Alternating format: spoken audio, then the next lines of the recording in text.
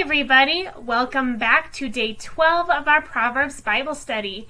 And if this is your first time here, welcome to Joyful Redemption. My name is Carly. I am a Christian life coach, and I'm here because the Lord wants you to have your own Joyful Redemption.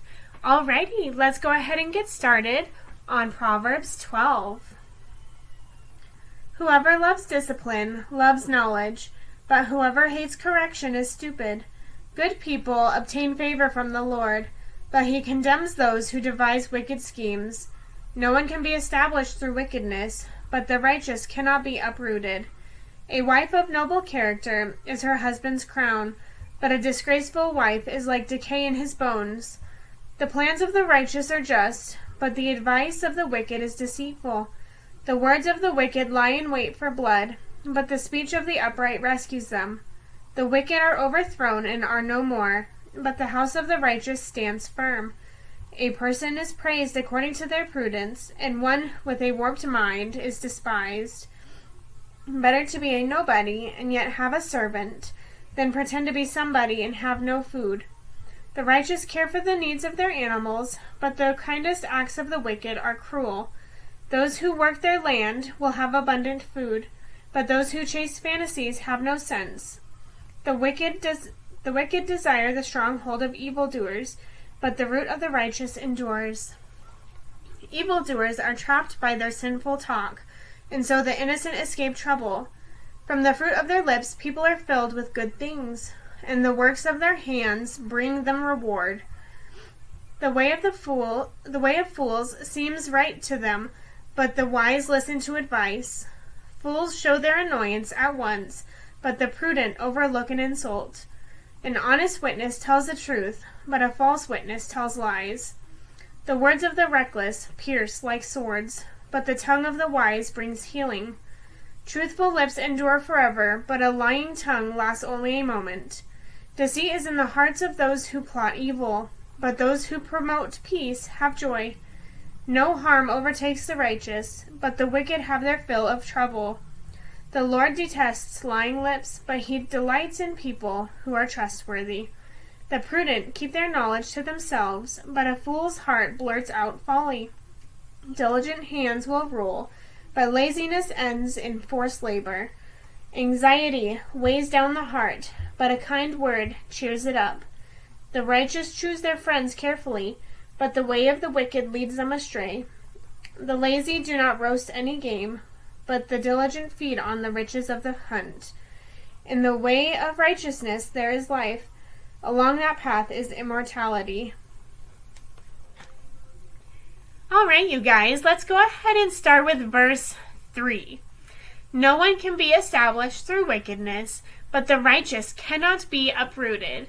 It is so awesome to know that we cannot be uprooted because our identity and trust in God is so strong that we cannot be moved.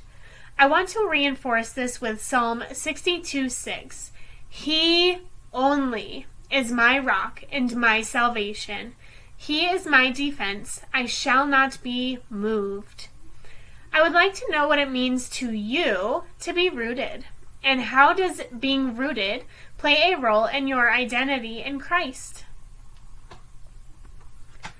Let's jump down to verse 4.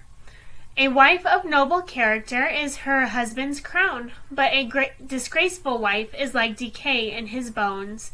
So if you are a wife, or even if you aren't married yet, what are some ways that you can build a noble character?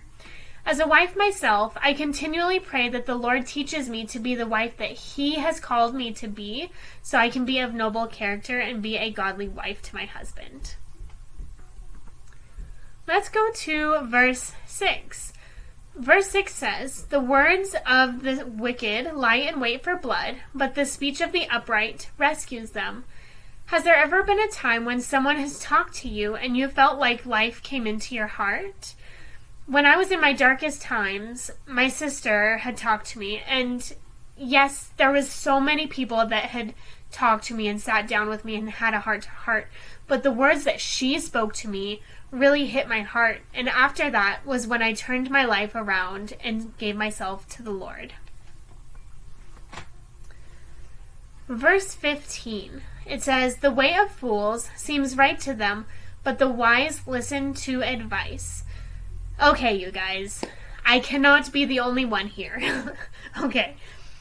At the time that I wasn't listening to my parents, I was going through the stage of finding my independence, and I always thought that my ways were right. Right? I'm not the only one here.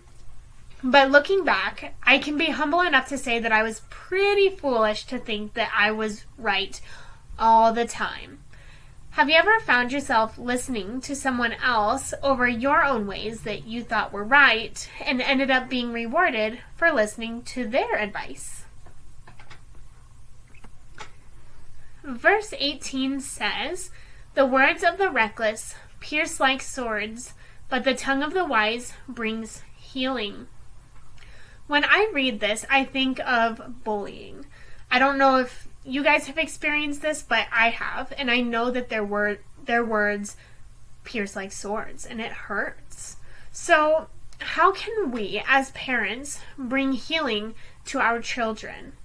Again, it is so incredibly important to teach our children their true identity in Christ, as well as ourselves, right? So that we may be rooted in Christ and not be shaken or affected by these words that pierce like swords. All right, you guys. So when you are in your quiet time, here are some things to reflect on. 1, what does it mean to be rooted? And how does being rooted play a role in your identity in Christ? 2, how can you build a noble character? And 3, if you are a parent, how can you bring healing to your children? And even if you aren't a parent, how can you bring healing to others that are around you? All right, you guys, that is all I have for today. That is the end of Proverbs 12, and I cannot wait to see you guys again for tomorrow, Proverbs 13. Alrighty, I hope you have a wonderful and blessed day, and I will see you guys tomorrow. Bye!